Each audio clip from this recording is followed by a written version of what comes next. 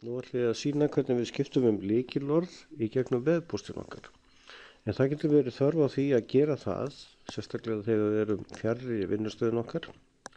Þá getum við fara út á netið og slegið inn slóðina vefpóstur.reykjavík.is, ítt á enter, og þá fáum við upp þennan innskráningaglugga og hérna slæði ég inn notendanafnið mitt. En notendanöfn eru byggð upp þannig að við notum fornafn, við notum einn staf í millinafni, einn staf í eftirnafni og síðustu 4 kennitölu.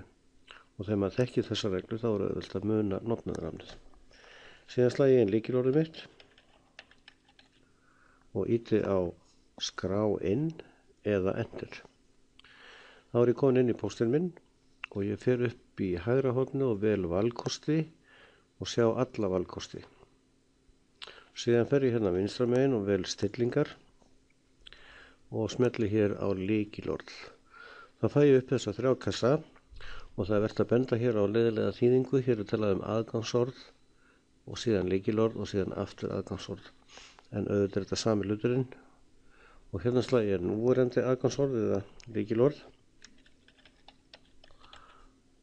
og vel með nýtt.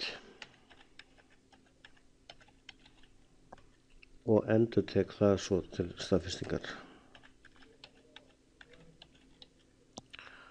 Og ekki gleyma að ýta hér á vista eða enter til þess að eiga þetta.